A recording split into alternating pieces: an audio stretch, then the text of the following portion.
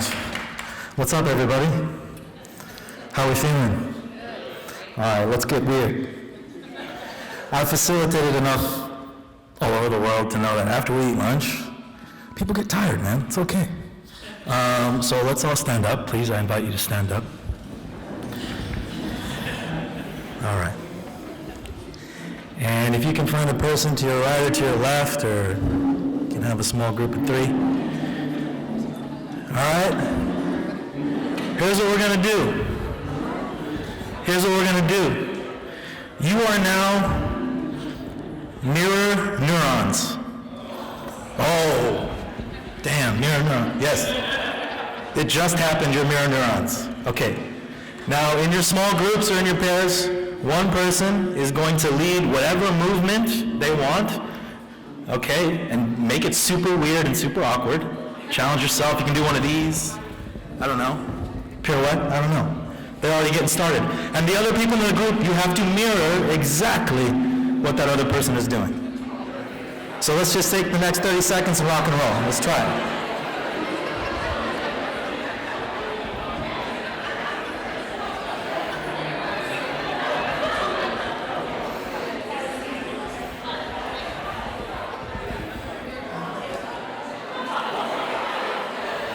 I see some headbanging going on.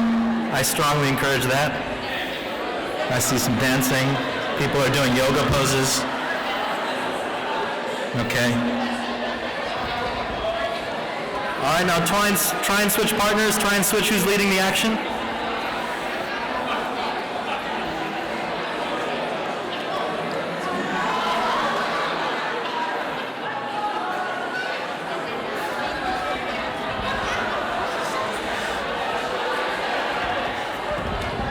All right. Awesome. Thank you. You guys can. Yeah, all right. Yeah, absolutely. All right. That was beautiful.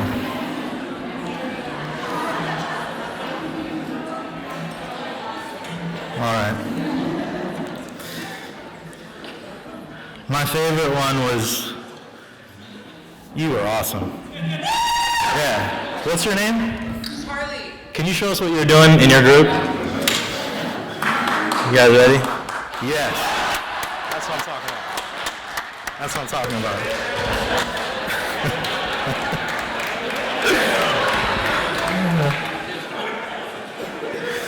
Okay. Thank you. So I'm super honored to be here, and I'm very intimidated because I've been told about the people in this room, and I hope I don't waste your time.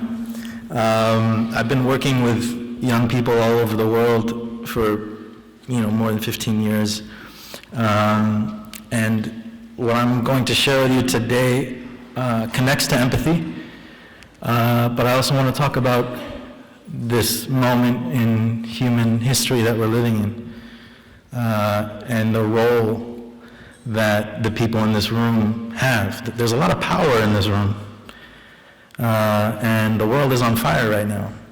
So I think it's incumbent to have part of the talk about what our role can be or should be. Start to build a narrative together around that. And so I'm first going to talk about some trends happening in the world right now and what I've seen in my travels and in my work with my company, Mohi-Ud-Din International. And then I'll shift towards the role of empathy and art at this moment in human history. And then I'll share some of the innovations that my organization is doing when it comes to harnessing the power of creative enterprise for psychological well-being as well as leadership development for marginalized communities across the world, okay? And then, towards the end, I want to talk about empathy as a binary power. Anything that's powerful, like art, is binary. It can be used for really good, it can be used for really bad, and there are extremes to it. And when we talk about empathy, it's usually talked about in a really fluffy way, which discredits what empathy actually is. And it's important to be aware of the extremes of empathy too. Empathy fatigue, for instance, leads to a lot of burnout with humanitarian people that I work with, for instance. So I want to talk about that too and how that applies to our institutions. A lot of you are leaders and decision makers in your institutions. How many times have you felt burnt out? Have you ever been burnt out? Okay, do you see that? That's a shared human experience, okay? How many of you have felt that you're not qualified to do what you're doing? Yeah, hell yeah, let's go people, let's be honest about it, okay? This is a shared experience. So it's safe to say that a lot of us encounter stress in our daily lives. Raise your hand if you do, when it comes to what you're trying to do in the world. Okay, yeah, another shared human experience. So we're gonna talk about stress as well, okay? Because we gotta get real about our mental health as we're talking about arts and change and empathy and all these things. So let's get started. When we talk about the times that we're living in right now, there's one constant, and that constant is change and disruption, especially right now. That is the only constant. And there's several things that I wanted to share with you that I've seen that are related to this concept of the only constant right now in the world is change. And these are things that are disrupting communities and societies and that are going to challenge us as institutions or us as artists, okay? One, obviously, we hear all the time in panels, is technology, okay? But the side of technology that I want to talk about is how it's disrupting how we communicate and connect with each other, okay? Like, empathy actually starts with your brain. And empathy is felt through eye contact, okay? It's not a Facebook post or an Instagram post, okay? And so the exercise of empathy is getting challenged with how we as a human species often practice empathy. That's being severely altered because of technology. It's something to think about. Another one that I'm going to talk about extensively in my talk is our brain and our mind, and how our brains are constantly disrupted, and that is affecting our health, that's affecting our physiology, it's affecting how our brain is wired to make choices today. 1 in 5 people, I did some research, right, before this talk, 1 in 5 people just in Canada will personally experience a mental health problem or illness. Some figures, and it's the same problem in the US, it's roughly 1 in 4, 1 in 5 people in the US will suffer mental illness or disorder. In the US right now, it's 46 million people have a mental health disorder, 46 million. In the US right now, suicide is one of the highest killers of young people, more than what you would think, heart disease and things like that. It's actually, suicide is actually up there. And in Canada, which I actually was shocked by, Canada is the 3rd highest suicide rate out of industrialized countries. There is a tsunami of fear and anxiety that is affecting communities, not just in the US and Canada, obviously. In the US, we have a lot of reasons to have fear and anxiety right now, given our leadership, quote unquote. But it's all over the world, okay? And we gotta get real about talking about the connection between the mind and the heart and the breath if we're going to master the skill of empathy, if we're going to make change in the community, or if we're just gonna try and make change within our own institutions, with the human beings that we work with and depend on. That's on the individual level, okay? Now I want to talk about the global level. There's some major disruptions happening. We have one of the largest populations of refugees right now in the world since World War II. Okay, that's staggering. That's almost 69 million people. Okay, this is altering cultures. This is altering the fabric of human connection. This is altering, again, the practice of empathy, or challenging the practice of empathy. Whether you look at places in Europe and Germany right now, where there was more than 200 far-right extremist gatherings, which was the largest since 2005. That was just in 2017. Okay, so the refugee crisis is severely disrupting things. And then you have climate change. And this is also linked to migration, right? The World Bank estimates that there's going to be 143 million people forced to be migrants as a result of changes in the climate, right? Rising sea levels. This is going to change what we do. This isn't just going to affect doctors and humanitarian workers. This is going to affect every field. This is going to affect the human race. So we got to start being prepared for these things. These things invite empathy gaps, what I refer to as empathy gaps. And another empathy gap is rising xenophobia and racism. This is the other challenge I wanted to briefly mention, a global trend. And I don't just see it in the statistics, I see it when I go to these countries that I go to, whether it's Iraq or on the border of Syria or in the Bronx in New York City, wherever I go, I'm starting to see it more. And statistics in Canada, there was a 47% increase in hate crimes. This was in 2017. And the worst of them were in Ontario and Quebec. Okay? Yeah, I see some of you shaking your head like, yeah, this is happening right now. In the US, there has, for 3 years in a row, a 17% increase in hate crimes, the FBI reported. 3 years in a row. And a large majority of those were based on actual physical violence against people with different religious beliefs, beliefs in sexual orientation or ethnicity or skin color. So it's real, okay?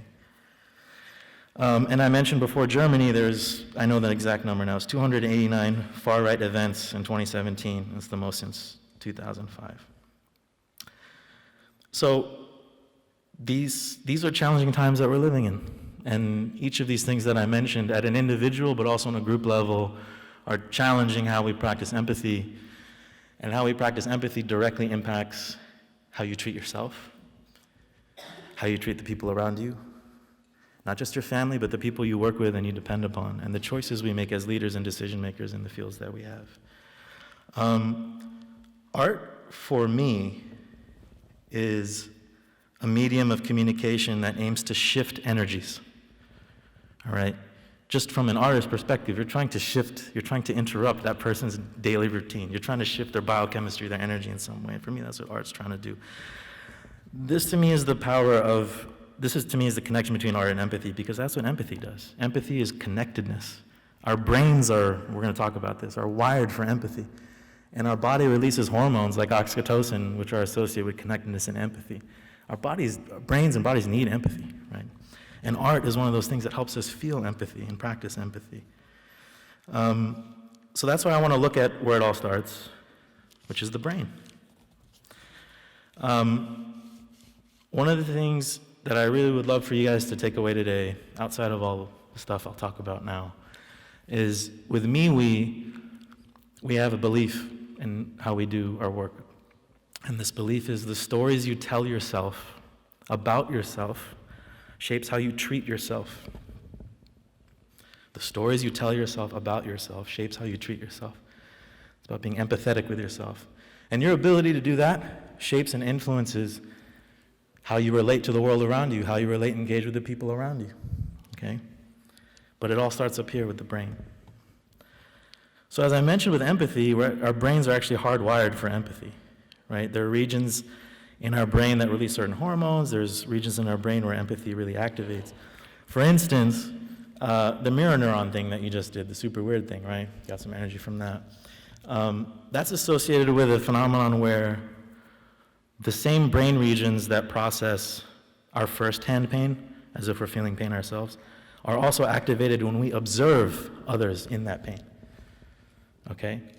So our brain is literally wired to try and connect and understand. And actually, if you are going through something painful physically, and I see it, my brain regions are wiring the same way as if I'm feeling it myself. That's just something that automatically happens, part of our autonomic system, right? Which is beautiful, right? It's also dangerous, which we'll talk about. There's been studies as well where they're measuring the changes in hormones in people's blood before and after they're exposed to certain narratives. And they're finding that stories that are high in empathy, the blood changes in the person after they are exposed to that story. There's an increase in oxytocin, which is the connectedness hormone or the love hormone. So, you know, the things we consume or the things that we're curating or creating with our communities can actually impact the biochemistry of people and how they make choices and how they feel, right? Including empathy. Even the act of active listening is empathy, and it changes people's brain patterns. So there's neuroscientists that are studying how a speaker can be talking, and the audience members' brain waves will start having similar patterns as the person talking. These are two different people with two different brains, and they can start having similar brain patterns, right? This is a beautiful thing, right? So empathy is something that's wired inside of us as a human species. we're going to try something weird again. You guys cool with that? Are you guys cool with that? Are you guys cool with that? All right, let's do it. So I just want you guys to feel what I'm talking about. I don't want to just talk about it, okay? What you see here is an image of one of the exercises we have in Mohi-Ud-Din. It's called body mapping. This is something we designed with neuroscientists that we work with, okay? Words have power. Musical notes have power. Photos have power. Why? We know this intuitively as artists, but there's a biological reason why they have power. And it's important for us to start to understand what those things are. So we're going to try this really quick. If you have paper, cool. If you don't worry. You can do this without paper.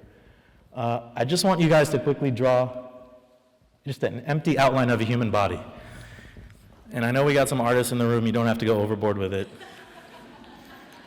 It's not going to be posted in a museum somewhere.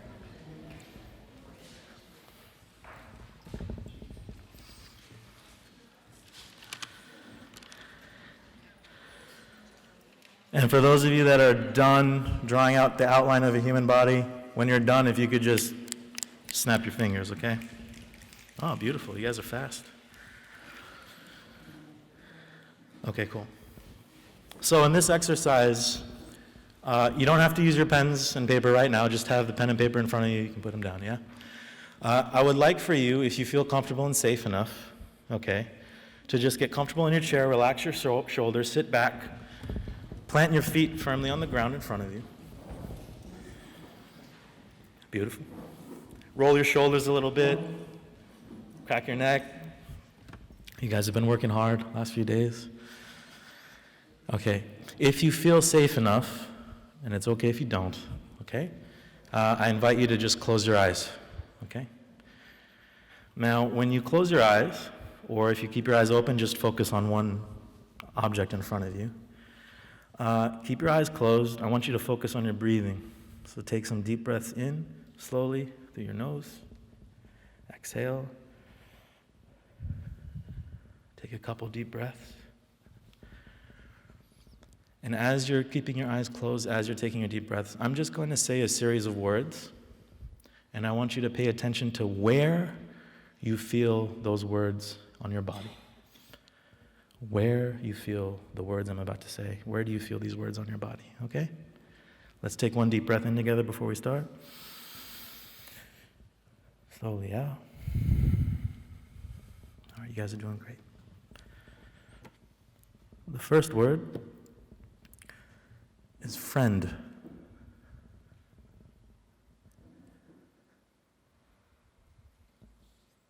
Friend. Where do you feel this word, friend, on your body? I see some of you smiling. The second word is mother. Where do you feel this word on your body? Mother.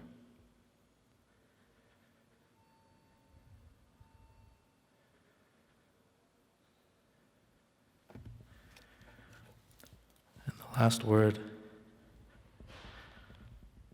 is Canada. Where do you feel, when you hear this word Canada, where do you feel it? Let's all take a deep breath in together. Slowly out. I want you to rub your hands together, make some warmth. I want you to cup your eyes. Rest, chill out for a sec. All right. Open your eyes. You all still with me? Did some of you feel something? Now I want you to write down in your body outline where you felt those words on the body map. The first word was friend, the second one was mother, and the third was Canada. So let's just take 20 seconds. And if you didn't feel anything, it's okay. There's nothing wrong with that. It's all right.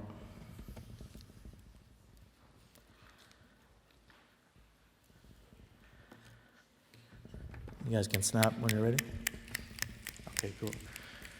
So I'd like to invite just one or two of you to just share where you felt some of those words on your body. So, what brave soul would like to share? Yes, can you tell us your name too? Robert Foster, friend, heart, mother, arms, Canada, smiling face. Okay, there you go. Anyone else? Yes, please.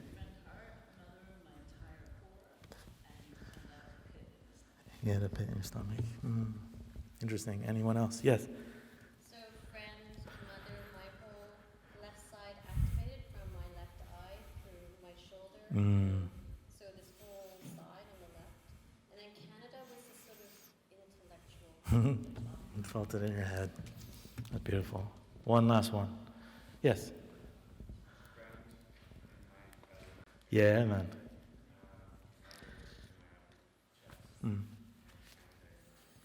Beautiful. All right. Awesome. Give yourself a round of applause for trying something new.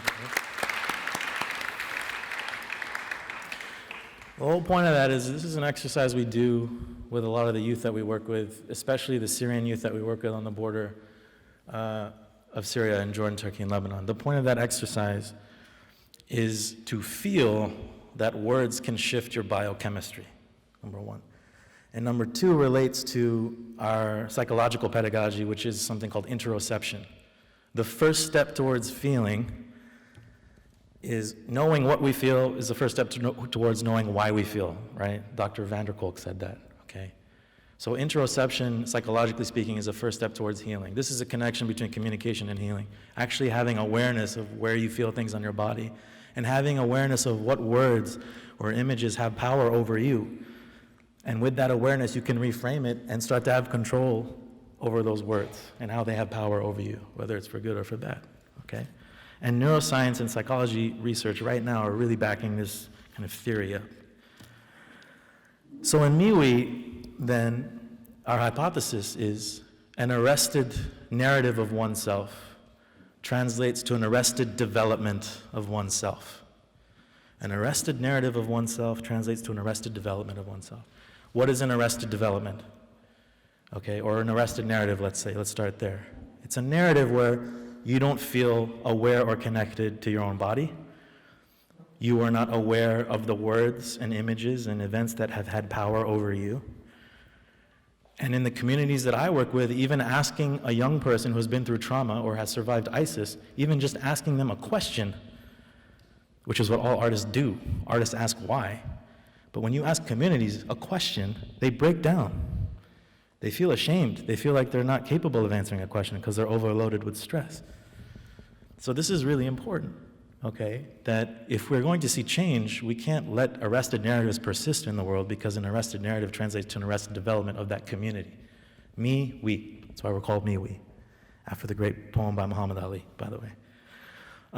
One of the first things that happens with communities that have been through profound stress, profound fear and trauma is the pathways in the brain associated with connectedness, empathy, decision-making, setting goals.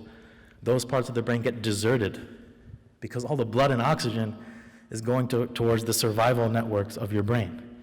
The brain's first priority is to keep us alive. It's doing what it's supposed to do. But if you're living under constant stress and fear every day, and I say you, and I also mean the people you work with, your institutions, the communities you're trying to serve. If you are living in profound stress, fear, and anxiety every day, there's physiological changes happening to you.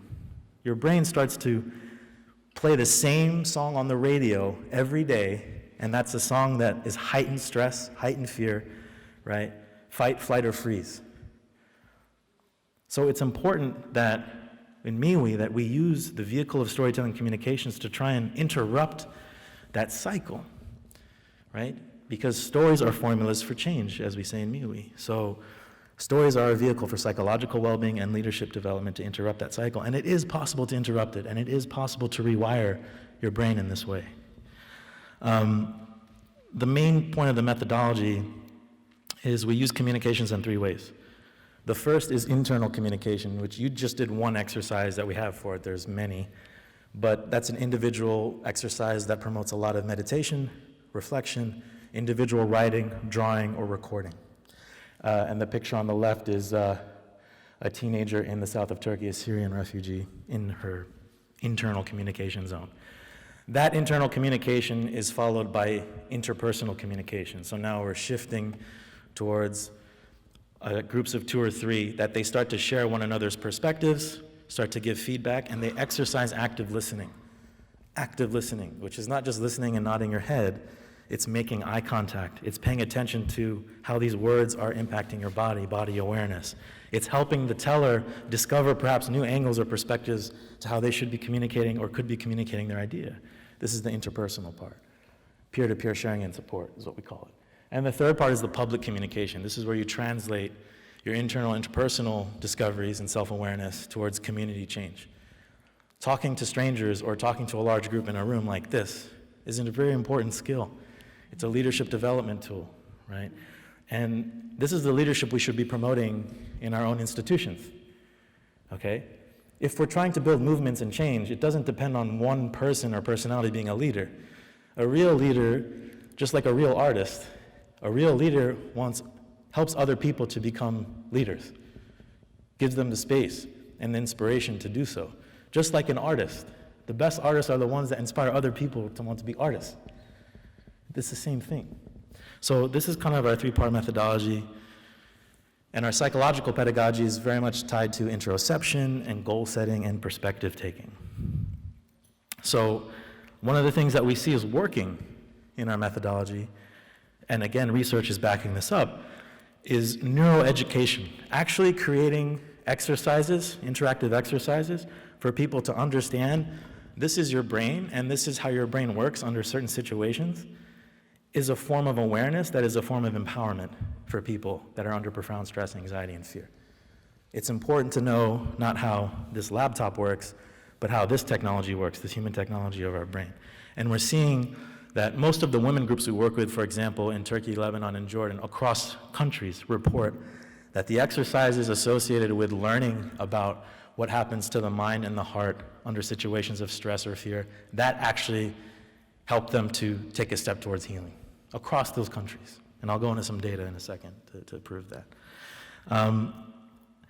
Another exercise we do, which was actually inspired by Marina Abramovich, was eye contact, okay? There's an exercise we have called Cross the Line. And again, we're talking about empathy here. This is one of the first exercises they do to exercise empathy. Empathy with yourself, and then empathy with the other. And here's a picture from Turkey of complete strangers, refugees, practicing this exercise. And they're meant to cross the line after answering a certain question and just make eye contact as nonverbal communication. And what ends up happening is they start to develop awareness about how communication is not just a blog post or writing or a film, it's your body. Your body is a vehicle for communication and healing. And if I ask a certain question and we make eye contact, energies change. Your brain is starting to rewire certain parts. Your energy, your heartbeat starts to change, right? So this is one of the most, important exercises we have, and it sets the tone for everything afterwards. Really important. And again, it's built on the concept of knowing what we feel is the first step towards knowing why we feel. The other exercise you did is a body mapping exercise, super important. Again, this is connected to interoception, body awareness. Another side to all of this is perspective, okay? Perspective taking. This is a skill that is connected to empathy. Cognitive empathy is actually being able to understand and take in different perspectives, right? Perspective taking is a key part of our methodology. So I'll give you an example. I don't know if you can see it, but can anyone see that tiny white dot? Do you guys know what that is? That's Earth, right? Taken from really, really far away, okay? Now, when this picture was first put out, the way it was described as, such and such telescope took this picture from 3,000 miles away. And everyone's like, okay. But then Carl Sagan put a story to it. And that gave it power. That changed people's perception about this is us. Everything you know, loved, feared, hurt, lives here. In this tiny blue dot, pale blue dot it's called. And his framing of this story completely changed people's perceptions about where they live. Okay? So perspective is everything, especially when it comes to empathy. Okay? Here's another example. You guys know what this is? Ah, man, you guys are making this hard. Yes, it's an elephant. Okay, congratulations, everybody, you're smart. No, but yes, it's an elephant. Some people say it's a tree. I've heard a foot, which is alarming. But yes, no, what happens in situations of fear and profound stress is everything starts to be looked at here. So you could be looking at a hand, but you don't know it's your hand because you're living, as Drake says, inside your feelings. You're in your feelings, okay? So your perspective, it doesn't have the cognitive distance it needs to actually start to problem solve and to slow down and to heal, right? And to think of different alternatives and choices. So perspective taking is crucial. And one of the ways we do this in MIWI is through image analysis exercises. So in Iraq, for example, where I worked with young men and women who were tortured and imprisoned by ISIS when ISIS took over Mosul, we had them do a perspective taking exercise. We typed in Mosul on Google and just let's see what images show up. Again, these are people from Mosul. That's all you see. Okay? Then we asked them, is that the narrative? Is that the story of Mosul? No? Why not? Who is in charge of making sure that this is the only thing that gets seen about you and your community? So then we have them go into a perspective making exercise where we have them start to draw or narrate or write alternative images and describe those images as how they would like it to appear or how they should appear as they are today. Very powerful exercise for them. Perspective taking is huge. The last component in our methodology that we know is working and that we see as working is goal setting. Okay, and this is important as leaders in our own institutions, is making sure you're taking time for your teams or your communities to set their own goals, and not just a one-off thing, but to exercise goal setting routinely, because it's, again, connected to our brain. The prefrontal cortex connected to the hippocampus, these are regions of the brain that need to be stimulated and exercised and activated and are associated with goal setting. It's super important. In MIWI, what we have them do is we have them do two exercises. One is called the power of why, where they identify what their why is. They individually, internally reflect, write, or draw, or film. Then they share it with a small group. Then they share it publicly through video blogging. This is a powerful goal-setting exercise, and I encourage you to try it within your own institutions. It's not enough for the leader or director of institutions to set the goals for the organization. You need to have a transcendent purpose that's a shared experience for everyone to gather around so they feel like they're part of something bigger than the person that they work for. So I'm talking about refugees and marginalized communities here, but we're all human beings, okay? And what ends up happening here is really powerful because in the last stage of this exercise, they practice communication and video blogging to themselves. For the first time, especially with the sisters that we work with, it's the first time they've been given a laptop and pushed a button. How many of you have pushed a button in your life? Yeah, everybody. There are communities out there that have never pushed a button, okay? And the moment they push that button to record, every time I've seen it in the field, they're detonating all the limitations, all the naysayers, all the things inside their mind and their heart that have been preventing them from expressing themselves. Expression is a key point of our psychological pedagogy. Expression is so important for healing and leadership development. And this video blogging exercise, it always does that, and it's beautiful. And another way we do it is in an exercise called future to present. Okay? So he who has a why can bear any how, as Nietzsche said, right? So this is a form of logotherapy, like having a goal you're tied to, right? Future to present is about acting out your future from 3 or 10 years from now, acting it out as if you're there, and recording it to your present self. So me as Mohsin, I'm in 2030 talking to Mohsin in 2019. And we talked about the brain and how it's wired. As if you act a certain way, your networks start to, they trick your body into as if you're actually there. That's what happens in this exercise. So it's like they're living in their vision and they're expressing their vision in real time to themselves.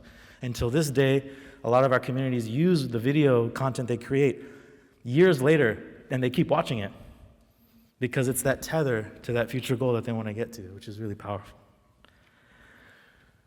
Now the point here is it's not just about telling a story, okay, it's about translating that story into community change. So we have many examples of this, but this is an example of women in the south of Turkey near the Syrian border who went through our program and came up with all these ideas and started expressing their ideas for the first time to each other and said, we need a space where we can express ourselves.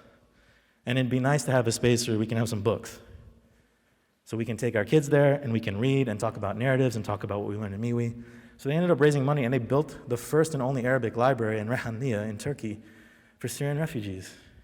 These are women that some of them can't even leave their house without a male accompanying them. And they built a library, all from having a space for expression, for healing, for goal setting. I gotta stop soon, so I'm gonna speed through some of these and I apologize, but we have a lot of data we're measuring in terms of behavioral impacts from these types of interventions, okay? The most significant is empathy capacities. And there's certain surveys out there, self-assessment surveys, where you can pull questions and start to measure pre- and post-intervention, what's changing here in terms of behavioral impacts, and empathy is a big one. In Turkey, we saw more than a 60% change pre- and post-intervention.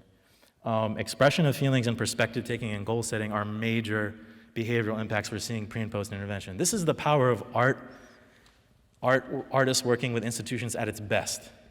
It's translating to actual behavioral changes in the community that is going to benefit that community. That is what happens when we do our work at its best. Inshallah, we can all keep doing that together. I also want to stress that we're not just doing this with Syrian refugees, we're expanding our methodology in Honduras and Mexico and other places. So we're seeing actually 90% changes pre- and post-intervention in Mexico and Honduras. Now again, these are self-assessments. So this year we're going to back that up further with actual third-party field research where we can get a bit more deeper data, which is super important. These are just images of the refugees in our community taking leadership. And I gotta breeze through this because of time, but this picture here is a single mother, Syrian refugee, who went through our program, got so motivated to help other sisters express themselves and set goals and start to write and film. She is leading her own Miwi hubs in Turkey, or in Lebanon, okay? This is how Miwi is working now. We are training trainers who are from the community and giving them the tools and trusting them to entrepreneur their own versions of Miwi. Okay, this is another tactic I would encourage institutions to do. Not just dictating tasks from the top down, but actually doing it in a co-creative way. And we're seeing the impacts of this because now you have a mother who's literally carrying her newborn baby to her Miwi sessions, mobilizing dozens and dozens of Syrian women to go through the program. And she's doing it on her own with some help from us. This is again, art and communication and storytelling at its best, in my opinion. And here are some other images of the same. These are the survivors of ISIS who are our heroes in Mosul, who are now replicating their own Miwi hubs in Mosul. And they're bringing together Sunni and Shia in their own hubs. Imagine. That's the biggest middle finger to ISIS you could possibly give, is this. And by the way, it's doing it with people that have physical impairments as well, or that are visually impaired. Is super important. So this type of inclusivity is very important. I just want to end with this picture. Do you guys know what this is? Have you seen it? How many of you have seen it? Yeah. So this is Allah. This happened this week. This is in Sudan. All right. Allah was a student, and this picture was taken, and it went viral.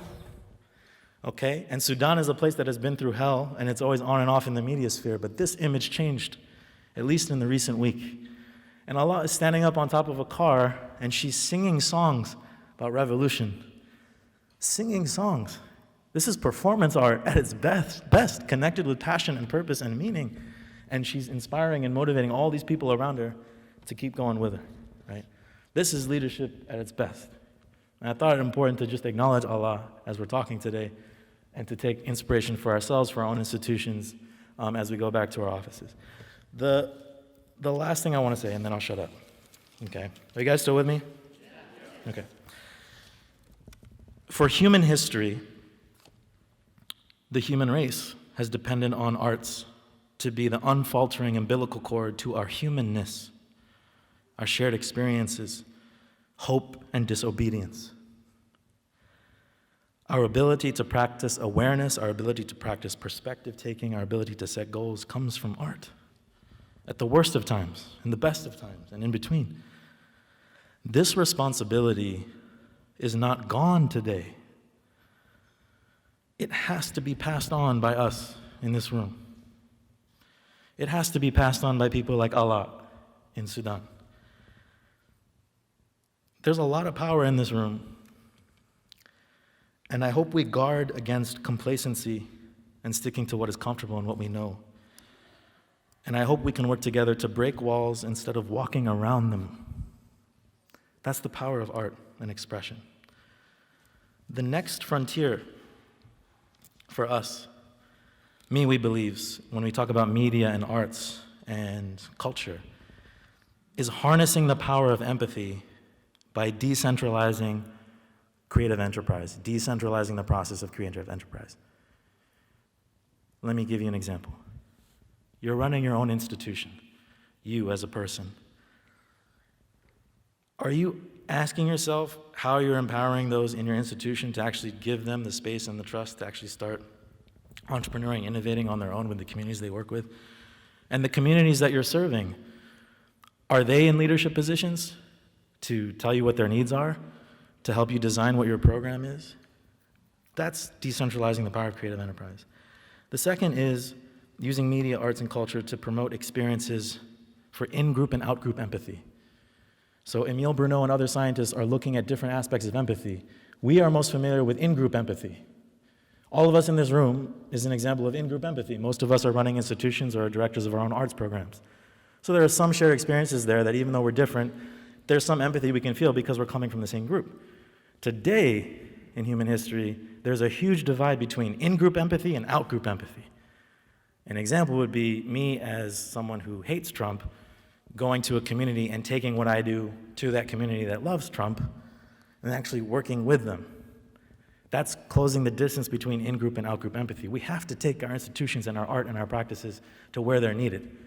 It can't just stay in a museum or a cultural center in an urban area. We have to go out there and take it to them. And the impacts are incredible. I'm speaking from personal experience from Iwi. Do it. Challenge yourself. Oscar Wilde said complacency is a fungus. Disrupt it. Try it. The third thing I'd say is well-being, psychological well-being. I asked you guys in this room earlier, stress, burnout. I would say more than 85% of you raised your hands. That's not okay. We just acknowledged it. It's in the ether. Okay? You yourself, what are you going to do?